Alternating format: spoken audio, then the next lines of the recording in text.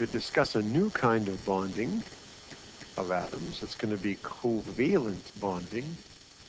The word, remember, valent means to hold on to or to grab, right? It's a word that describes the atoms joining. Covalent, the prefix co, we see it in cooperate. It means somehow working together. So that's kind of what's going to happen here. We're going to have a working together approach rather than what we saw before in the ionic compounds where it was a give and take, right? It was somebody takes something and somebody loses the electron is what it was. So this is called covalent. And we also sometimes call it molecular bonding. So we'll use that word as well. So we get used to them both. Molecular. And in fact, you heard the word molecules before. And so molecules are a word we use to describe things that undergo this kind of bonding, things that are formed by this kind of joining of atoms. Okay. All right. So up to now, we've seen that in order to get a full outer orbit, atoms from the far side of the periodic table, right, the metal side, can give their electrons away to those on the right side, the non-metal side. And they do this, and once they do, they become charged. They become ions, and those charges hold them together. Well, this is nothing like that. This is completely different. And so typically we find that this kind of bonding occurs only between a non-metal plus another non-metal. So we won't see our friends here, lithium, we won't see lithium and iron and barium and potassium and calcium and all those metals. We're just going to be looking at the right side of the periodic table, okay, which is the non-metal side. So we're going to be looking at the girl side. I call them the girls, right, from our ionic bonding story. So we're going to be looking at carbon and nitrogen and oxygen, fluorine and phosphorus and sulfur and chlorine and bromine and those people. Okay. So let's have a look at what might happen if we took two of them. Let's take an example. We'll use this example here. We'll use sulfur. So we'll draw ourselves a picture of a sulfur atom. We'll put sulfur here underneath. And we'll look at a fluorine atom. So over here we'll draw another fluorine atom. And we'll just look at their electrons, okay? Let me get a thinner stick here. So sulfur has 2 electrons in the first orbit. And then it has 8 electrons in the second. And then on the very outer layer, the valence layer, it's just like oxygen. It has 6 electrons. And that's the layer, of course, that matters, right? When it comes to getting together and joining, it's that outer layer, the valence shell, we call it, that is important.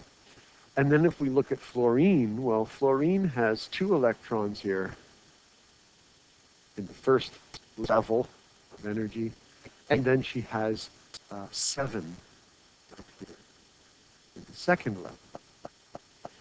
And of course, when we look at them and we say, well, atoms tend to want to fill those levels as much as possible. That's kind of what atoms do, right? They run around looking for ways to fill them. And one of the ways we saw they could fill them was by stealing electrons from other atoms or giving some away. But here is the problem. If you look at this 6 electrons in the outer shell of sulfur, sulfur wants to find 2 more electrons. That way, we could fill that up to 8. It would be much easier to find 2 electrons than try to lose all 6. It'd be hard to find somebody to take all 6. So sulfur is looking for electrons. But look at fluorine over here. It's the same deal. She's looking for an electron to fill that up to 8. So she wants 1 electron. And the problem is if they both want electrons, there's nobody to give. So this cannot be a give and take situation. It has to be something else. And so To figure out what they're going to do, we're going to simplify our pictures a little bit. We're going to begin to learn to draw atoms a slightly different way. And we're going to draw what are called Lewis dot diagrams. I'm just going to write it over here on the side. Lewis dot diagrams. And this is a way of showing what an atom sort of looks like, but without a lot of the confusing details and in a more convenient way. So a good question was asked, and that was, you know, we're talking about full orbits, and we've learned a little bit about the quantum mechanical model. And so someone is asked in Sulfur, doesn't it need 18 electrons in the outermost orbit to be full? Because they know that in our newest model, that third level has three kinds of orbitals. It has S's, P's, and D's. Right? Now, without getting too crazy, I can sort of explain that by saying that we're still really thinking about the Bohr-Rutherford model here. We're not really looking at applying this to the quantum model just yet because you need a little more under your belt. But if you remember, the electrons are either in an S, a D, or a P, or an F orbital. And you'll remember that in the blocks of the periodic table, different orbitals had the electrons in their sort of outer levels. And it's only the transition metals that involve those D orbitals that are being, where electrons are bouncing around. And so with sulfur, it's in the P block of the periodic table. So we're only really counting the S and P electrons. We're kind of ignoring the Ds because while there are some D orbitals maybe, they might be underneath in the lower part. They might be down in this area, part of the full orbitals. So because we're talking about the P block, and that's where these nonmetals are, we can conveniently sort of gloss over that detail. So for the S and P orbits only, then this orbit up here would be full at 8.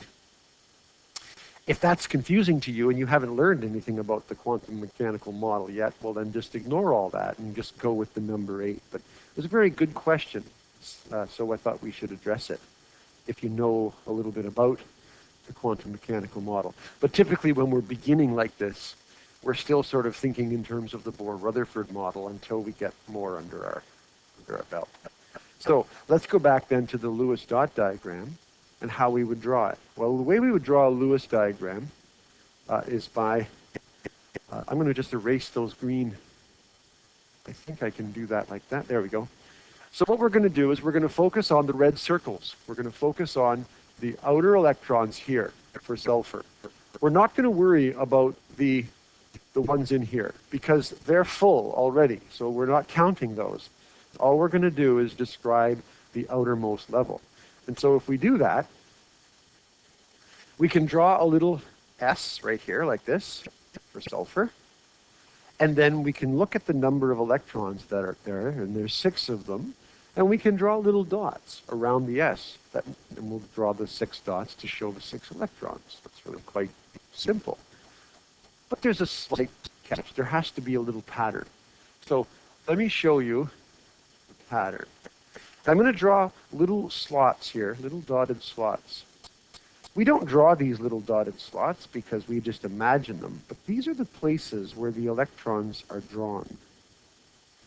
And there are 8 little slots because eventually if you get full, you want to have 8 electrons. So you want to fill all those spots. You see how there's 2, 4, 6, 8. 2 on the top, 2 on the bottom, 2 on the left, 2 on the right. Okay, so we imagine those in our brain. We don't draw little lines like that, but so you can see them. I've drawn them. Okay, now we're going to put the electrons in. So I'll just choose a different color here.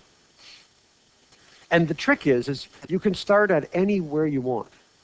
You can start anywhere you want. It doesn't matter. But you have to keep going around the same way. And you have to go around once and fill one of the slots on each side before you start doubling them up. So I would start here at the top and I have to put 6, right? And I'm getting that number up here. See, there are 6 electrons up here in the outer orbit.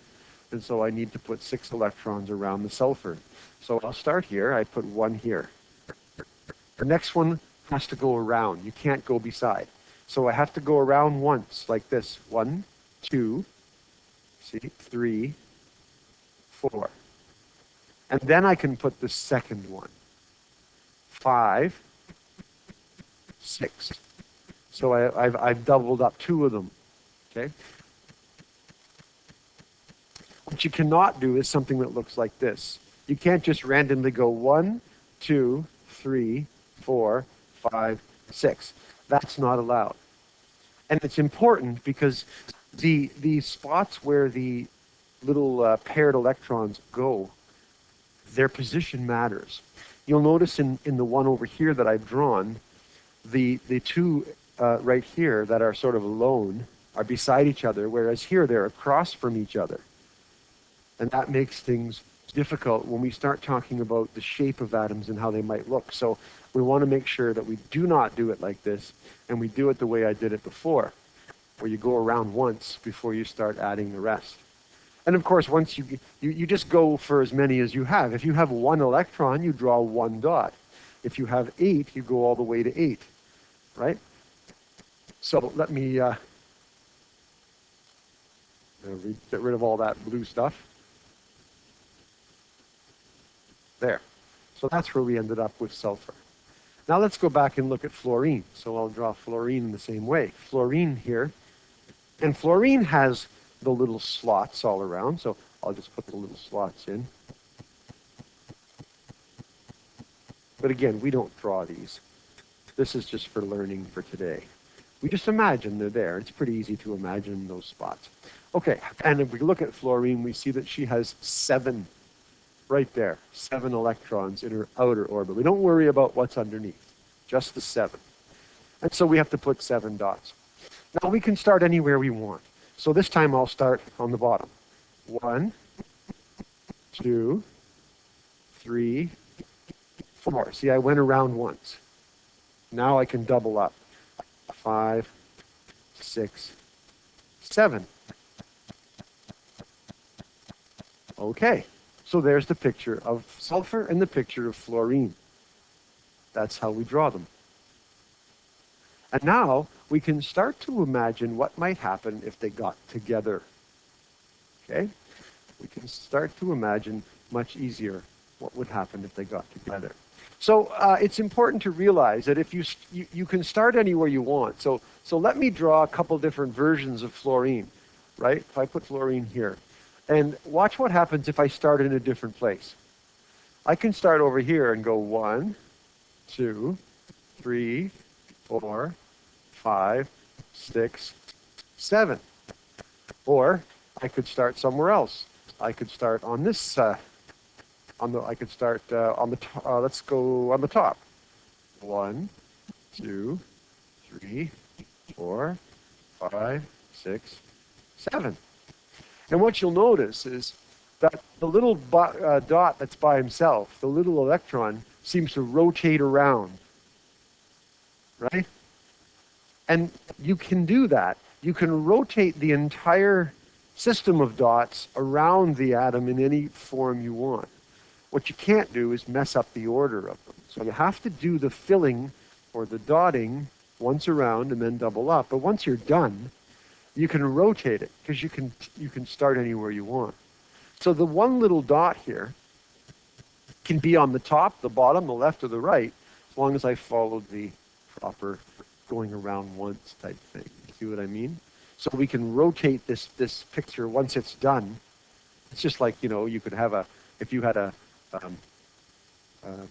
sticker on or let's say you got a tattoo on your right shoulder. Well, if you turn around, it looks like it's on the other side, right? You can spin things without changing them.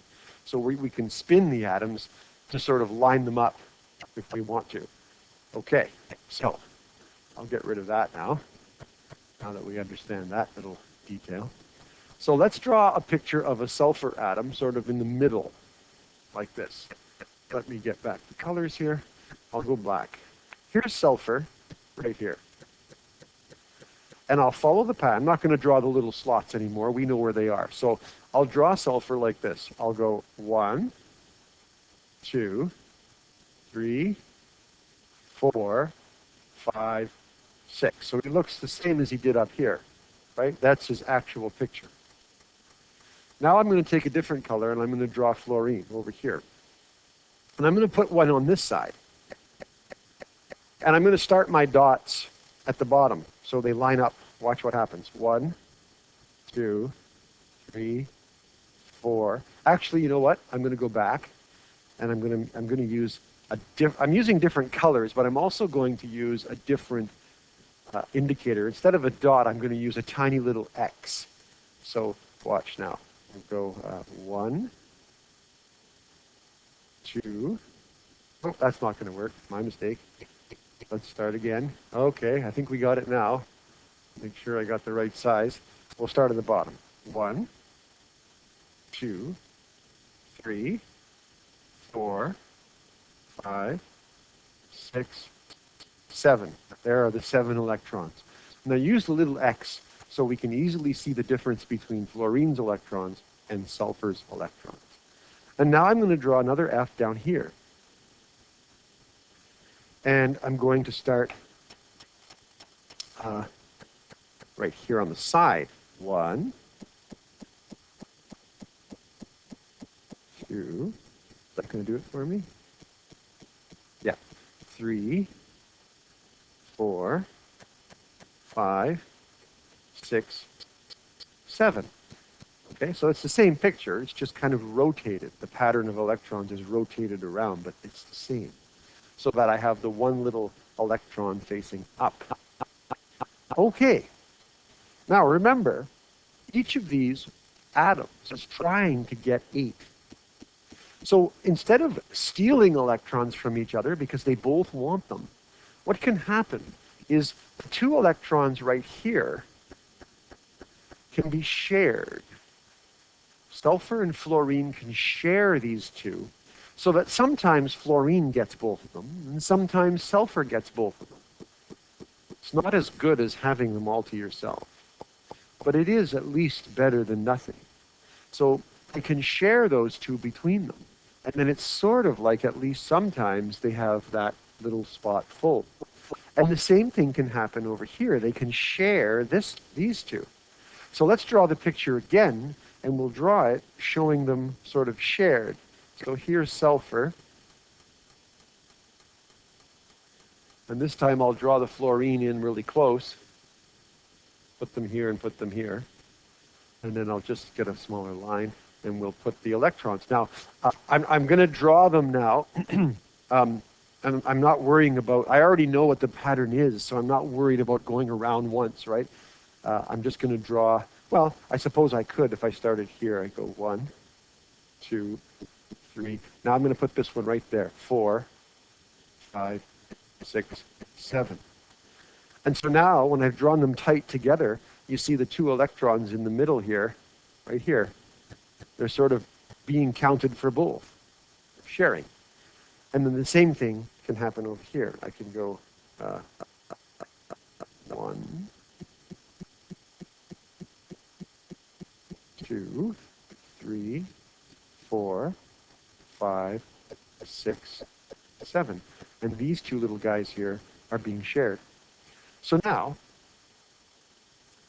if you look at it, it's hard for me to cover. With my hand, I could cover them. So what I'll do is I'll draw a box right here around fluorine. Just focus on in the box. And if you count the electrons, fluorine has 8, because one of those little black dots of sulfurs is being shared. So it's happy. It seems to be full. Then, if we focus on the one over here, it's the same thing. Just focus on this fluorine and count the electrons around it. Because of that little dot that's being shared, it looks like it's got 8 and it's full.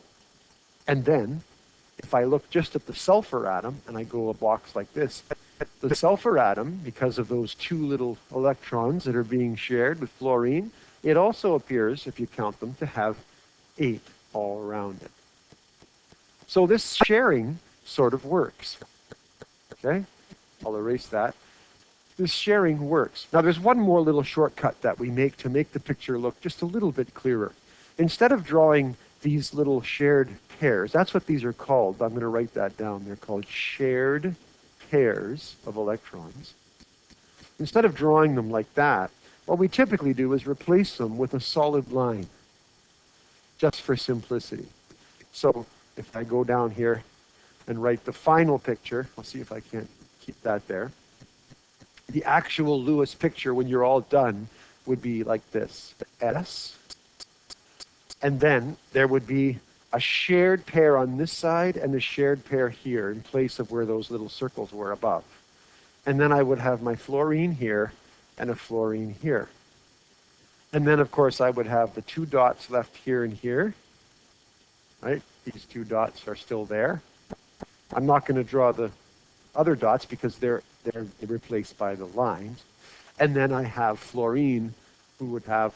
Now, some books will just draw dots for everybody at this point. They won't put little X's. So at this point, it's probably better to... The X's I just put so you could keep track, right, of whose was whose and see the sharing. But what would end up happening is you'd have this picture then. Right? You just draw everything in. And so this is the actual final picture that we're aiming for. Right? The rest of it was just for explaining. So we replaced the 2 shared pairs, here and here. We replaced those with the solid line. So when you count electrons around atoms, if you see a line like that, you count it as 2 electrons being shared. So it's the same thing. All right. And so that's how we explain covalent bonding, the sharing idea. Now, sharing, of course, is not as good as taking. In kindergarten, we learn that sharing is much better than taking because, ethically speaking, it is. But in the chemical world, if you can give your electrons away completely or take them completely, that forms a very strong ionic charge, and then you can stick together. And we said, remember, that ionic bonds were the strongest bonds. Okay, these are called covalent bonds. These 2 little shared pairs, the shared pairs, let's write that underneath here. The shared pairs form bonds. That says shared. What am I doing here? I can't seem to spell today. There's no I in shared. So let's go. The shared pairs. It makes me... Yeah, look it up here. How come nobody called me on that? Look what I wrote up here. I put an I in there or something weird. My brain was... See this shared right here? Let's fix that. That's a S-H-A-R. AD, shared pairs. Nobody said a word. That's okay. You just know that I'm crazy. The shared pairs form covalent bonds. If you think of it this way, in order to share something, you got to stick together. It's pretty hard to share something if you're too far apart. If you're playing catch and you're sharing a ball, you've got to be close together. It's more difficult to share things far away. So in order to share them and make the atoms feel like they are full, they have to stick close by each other. And so that's the bond, covalent bonds. Now, covalent bonds are weaker, generally speaking, than ionic bonds. They're not as strong, so they're much more easily pulled apart. And that's kind of a good thing because a lot of these non-metal atoms are the atoms that form the covalent bonds of life and living things. And living things, in order to work, have to do a whole lot of reacting, and the chemicals inside of us have to change from one to another, and there's all kinds of things going on, and that's made easier by the fact that they are weaker bonds. And there's lots of cool results of that we'll talk about later. So they're generally weaker. And so things that are made of this tend to not be hard and brittle and solid like salt was. They tend to be softer, a little bit softer anyway. A chunk of sulfur is still sort of a solid block, but it's softer. You can chip it easily or break it apart easily. Okay, so we're back from our question. And what we're going to do now is we're just going to practice a little bit, just drawing the Lewis pictures for certain atoms. And then we'll practice putting them together. Okay? So let's practice this. Let's take some different atoms, like let's take bromine, and then let's do nitrogen, and let's do phosphorus, because we've already done some. Well, let's do oxygen. Let's do oxygen. Let's do those three. So I'll pause the video. You try and draw the Lewis picture for those atoms. And remember, you simply draw the atom symbol, and then you look to see how many electrons are in its outer orbit. And you can tell that from the periodic table, right, from which column it's in, rather than trying to figure out or draw the Bohr-Rutherford model each time. So take a minute, try to draw those, and then we'll take them up. Let's see how you did. So for bromine, we would write B, I'll do it in red just so it stands out, Br, that's the symbol. And then if we look on the periodic table, we see that bromine is in the very last column. Well, aside from the noble gases, he's in, remember that's the column we used to call the -1 column? But if you think about what that means, the -1 column means you were looking for 1 electron. So that means you must have 7, right? So we can right away tell that we have to put 7 electrons around bromine because he's in that last or second last column.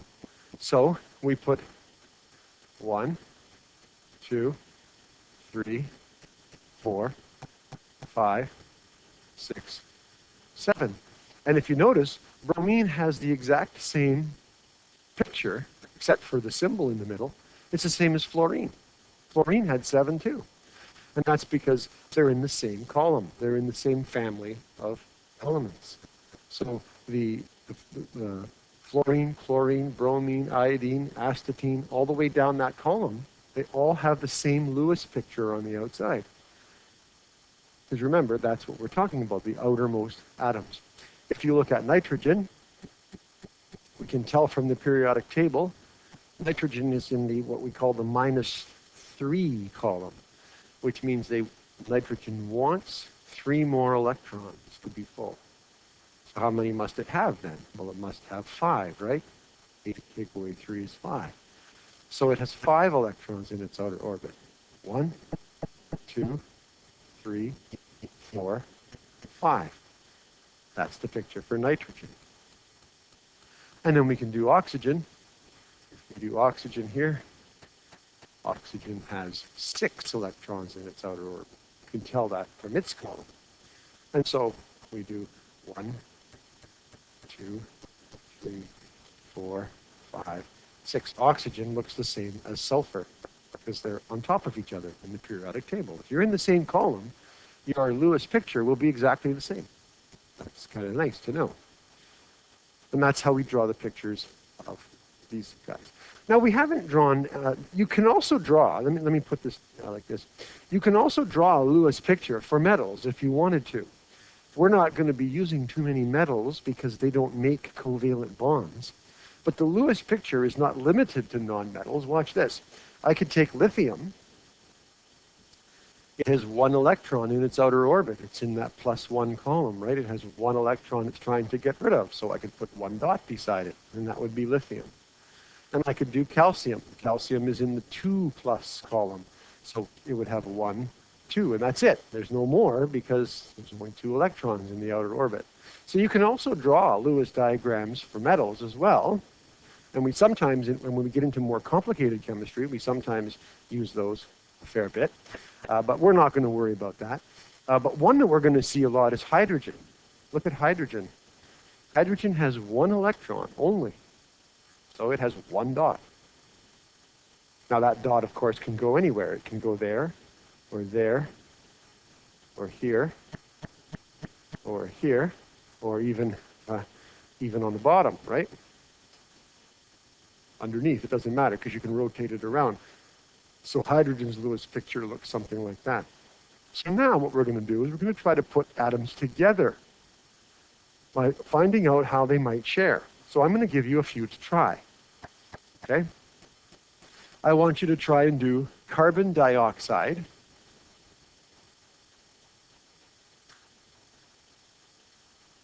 Actually, do I want you to do that?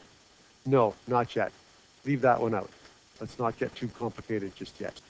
I want to do, let's do water. Remember water, which is H2O, right? Has two H's and an O. That gives you a hint as to how it might work. H2O. And then try doing, oh, let's see, carbon plus chlorine. Try making a picture for those. And I'll pause and give you a chance to see if you can't put them together. All right, let's take them up and see how you did. So water, let's start with water. And I'll do water sort of the long way, and then we'll kind of shorten it up a little bit. So what we have to do with water is we have to imagine two H's and O's. So when you first start doing Lewis diagrams, you really don't know where they're going to line up because you're not that comfortable yet with the concept. But after you do them for a long time, you start to recognize, patterns and things, and so it's easier. But if we draw hydrogen, it's very simple. We'll put a little one dot. Actually, maybe I'll use a little, well, if I use colors, I guess it'll work. And then we have another hydrogen, because, well, how do we know that? What if I didn't tell you this part? What if you didn't know that? You'd just be looking at hydrogen, and then you'd have to look at oxygen. So I'll draw oxygen here, and let's do oxygen. 1, 2, 3, 4, 5, 6. Well, it's pretty clear to see that one of the hydrogens might be able to share, right? Oh, let me use a different color for that. One of the hydrogens might be able to share in this spot. Basically, any place where you have one electron is a sharing spot, right? But that's only going to work for those two. Oxygen still has another spot below. So that kind of hints that I'll need another hydrogen with one electron to be able to share in this spot. And now they can share like that in two spots. And that would mean that everybody would be full. Remember, for hydrogen, you only need two to be full because it's the very first orbit, right? And so what I could draw then as my Lewis picture is an O that looks like this. And then I'll put the bars for the shared pairs like this. And I'll put the H's, right? Now the H's don't have any other dots to draw, so they're done. But the oxygen still has the dots here and here that were not shared with anybody. And there's my picture. Simple as that. One of the things Lewis pictures do is they begin to give us some indication of the shape of a molecule. But you have to remember something very important. Molecules are three-dimensional. They exist in our world of 3D. And on a board like this, we can only draw two-dimensional, right? We can only draw flat things. And so later, when we get into maybe grade 11, you'll start to learn about how the Lewis pictures give us actually not quite the right shapes. They're not quite right. They have to be adjusted for three-dimensional shapes. And we'll get into that later. But at least we have some idea here. Now let's do carbon and chlorine. So if we were going to put carbon and chlorine together, let's get a bigger spot here. Well, if I draw a chlorine, I'll do it in black. Okay, 1, 2, 3, 4, 5, 6, 7. I know it's 7. Chlorine is in the same column as fluorine. Everybody in that column has 7. There's chlorine. Now I'll draw in blue here. What was the other atom I was going to combine this with? Carbon, right? So carbon is a capital C. Carbon is in the plus or minus 4 column, which means it has 4, then it would either lose those 4 or gain 4. So carbon is 1, 2, 3, 4. And we can see from this that there's an opportunity for chlorine and carbon to share. They could share 2 electrons right here and make a bond.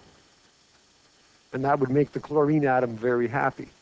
But the carbon, of course, is not quite finished yet because it still has lots of other spots where it's not full. So we would have to have a chlorine. Let me just erase a little bit of this so we can go above. you can kind of see from the picture that we're going to need another chlorine up here to share with the one on top. And so 1, 2, 3, 4, 5, 6, 7. And now I can have another share here. But we're not done yet, because now we can see that we need another chlorine on this side. 1, 2, 3, 4, 5, 6, 7. And they could share again. And we're still not finished, because there's still another spot for carbon. Carbon has to share 4 times in order to get full. So then we have 1, 2, 3, 4, 5, 6, 7, and another spot for the sharing here. So the actual picture, when we're all said and done, would have carbon in the middle with 4 sharing pairs like this sticking out, and then the chlorines all around. And then carbon has no more dots to draw, because every one of its dots is part of one of the shared pairs, so there's no more dots to put. You can only have 8, right? But chlorine, of course, we have to go around and put in the other dots that were still there that are not involved in pairing or in bonding. We call these unshared pairs. They're not involved in the sharing part, right? So there's the picture for carbon and chlorine going together. So another thing we're beginning to notice is that the Lewis picture can also give us some indication as to proportions, right? We can see from this picture that we will need 4 chlorines. So if we were going to draw the chemical formula, it would be carbon C, Cl4, right? That's how we would draw it. And if we were to draw the other one we did, the water, well, we already called it, I crossed it out there, H2O, 2 H's and an O. So we're starting to see that the Lewis pictures can also give us some information about that. Now, there is, however, one more detail. Something that happens with these kinds of bonds that does not happen with ionic bonds at all. If we look at the ways things can get together, it can get a little bit complicated. So I want to show you an example of what might happen if carbon and oxygen were to get together. So now that you're starting to grasp this, we're going to do this more complicated example. Let's look at carbon and oxygen. If they were going to get together, what might it look like? Well, we can draw carbon. We've already seen what carbon looks like. And we've already seen what oxygen looks like. 1, 2, 3, 4, 5, 6. And so, right off the bat, it looks like, if these were drawn close together, it looks like oxygen and carbon could share right here. Right? But you'll notice that there are still other spots on oxygen and carbon that need to be shared. So what if, think about, they're playing catch with these 2 electrons back and forth. What if they got close enough that they could also share here and here? They could share twice. That's possible. And if they could share twice, then that would mean that the oxygen is completely happy now, isn't he? Because he's got 2 electrons here, 2 electrons here, he's sharing 2 here, and he's sharing 2 there. That's 8. So he's totally happy. Whoops, put that one back. But the carbon is not happy, because the carbon still has 2 spots where it's not sharing. So let's imagine what might happen if there was another oxygen available right here. And I would go, let's see, 1, 2, 3, 4. Let me go back. Go the other way. 1, 2, 3, 4, 5, 6. I drew him a little bit slanted. What happens if he now shares here? And he shares here 2 more times. A double share can happen if there's enough spots, right? And so when we draw this, what we do is we put the carbon in the middle, and the double shares we draw as 2 lines like this over top of each other. And then we put the O's on the end. I'll just put the O's like this. And then we have to put the dots for the O. Now you'll notice, where do the dots go? Well, when you're drawing these dots, it looks like, they've bent around. Like in order for these two, for this guy has to sort of bend into this side, and these have to sort of bend into that side in the picture. So what you can do is you can just kind of spread out the other two pairs. So typically you'll see them kind of put on a bit of an angle like this. And there's a reason for that, and it's something you'll learn in grade 11. But those are the other two dots. So see here and here, and there and there. Those are the unshared pairs, just kind of spread out around them. There. You can think of it like this. Electrons are all negative, so pairs of electrons always repel each other. The pairs stay together because of their magnetic nature. Remember we talked about that. They're happy together in the same orbit, but they push away from each other, so that's why they bend out like that. So look what happened. CO2, this is carbon dioxide. It's a carbon with two oxygens, because that seems to be the easiest way to get sharing to happen. So sometimes you can have a double bond. You can also get a triple share. One of the molecules that triple shares is nitrogen. And here we'll also learn something else. If you draw nitrogen, so I'm going to start here. 1, 2. Actually, no, I think I changed my mind. I'm going to start here. 1, 2, 3. No, that's not right either. Because I got to get this right. Yeah, I think this will work. 1, 2, 3, 4, 5. Okay, I got it backwards. Now I figured it out. Start here. 1, 2, 3, 4, 5. Nitrogen has 3 places that it wants to grab, doesn't it? The other thing that can happen with covalent bonding is because nobody's giving or taking, you can also share with another atom that's the same as you are. See, lithium couldn't do that because he wanted to give away an electron, and another lithium wants to give it away too, and they don't do this. You remember how I always called the metals the boys and the non-metals the girls? Girls are better at sharing, aren't they? Boys fight about things. They're not very happy sharing, but girls will sit in a group and share with 4 or 5 together much easier than boys will. So lithium never shares. So we never see a lithium joined to another lithium. It just doesn't happen. But another nitrogen that came along, right? And this time, if I start here, 1, 2, 3, 4, 5, look at what can happen. The two nitrogens, sort of looking at each other in the mirror, could share an electron here. They could also share a pair of electrons here, and they could also share a pair of electrons here. And the end result would be a triple, 3 bars, a triple bond with 2 electrons left over on the other side. So this is also possible. Sharing can be more than one. It can be a single, a double, or a triple share. A triple bond like this is much stronger than a double bond or a single bond.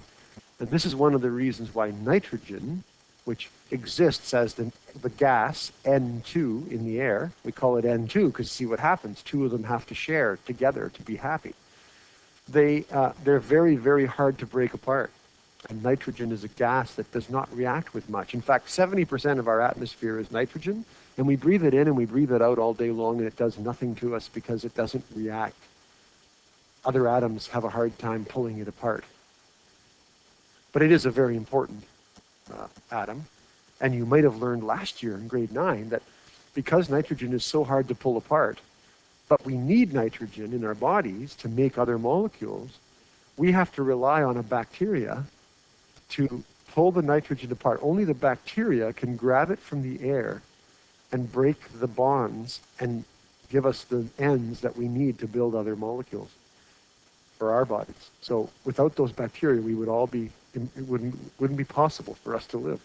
We owe a big debt to that one little type of bacteria that takes this nitrogen bond and breaks it apart. You might have learned that last year when you did the nitrogen cycle, maybe. Does that sound familiar? in your grade 9 class. Anyway, you can see that double, single, and triple bonds are possible. So when you're putting them together, you sometimes have to see if there's more than one place where they could share. All right? So that's even more challenging now. Okay, so there's our introductory video on the Lewis pictures. So we'll stop here because that's about 45 minutes, and I'll give you some practice.